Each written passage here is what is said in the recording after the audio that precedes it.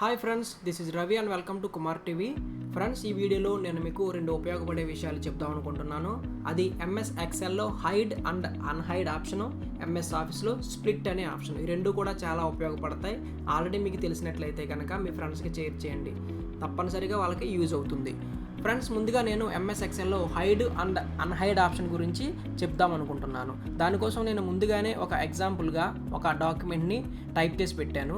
Name, roll number, account number, mobile number. దీంట్లో నేను ఈ అకౌంట్ నెంబర్ అనే ఈ ఎంటైర్ కాలమ్ని హైడ్ చేద్దాం అనుకుంటున్నాను.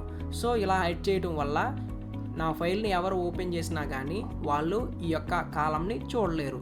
సో దీన్ని ఈ విధంగా నేను సెలెక్ట్ చేసుకుని ఈ అకౌంట్ నెంబర్ అనే ఈ యొక్క సి అనే కాలమ్ని సెలెక్ట్ చేసుకుని హోమ్లో ఫార్మెట్లోకి వెళ్ళి నేను ఇక్కడ హైడ్ అండ్ అన్హైడ్ అని ఉంది కదా, ఇక్కడ హైడ్ కాలం అనే ఆప్షన్ క్లిక్ చేస్తాను. హైడ్ కాలం. సో హైడ్ అయిపోతుంది, ఎవరికి కనపడదు.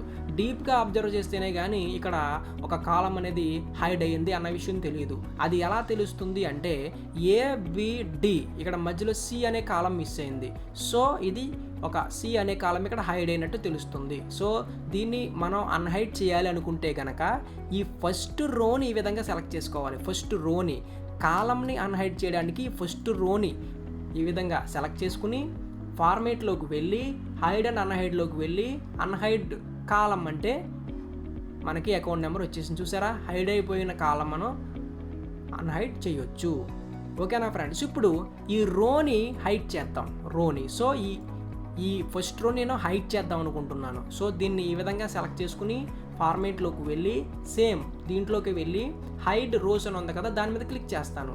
సో హైడ్ అయిపోయింది. ఇక్కడ మనకు అబ్జర్వ్ చేస్తే 1 రో హైడ్ అయింది. సో దీన్ని అన్హైడ్ చేయడానికి మనం ఏం చేయాలంటే ఈ ఫస్ట్ కాలమ్ని సెలెక్ట్ చేసుకోవాలి. ఫస్ట్ కాలమ్ని సెలెక్ట్ చేసుకుని ఇక్కడ సేమ్ ఫార్మేట్లోకి వెళ్ళి సేమ్ ఆప్షన్లోకి వెళ్ళి అన్హైడ్ రోస్ అంటే మనకి హైడ్ అయిపోయిన రో వచ్చేస్తుంది. ఓకేనా, హైడ్ అయిన కాలంని మనం అన్హైడ్ చేయడానికి రోని సెలెక్ట్ చేసుకోవాలి, మర్చిపోకండి.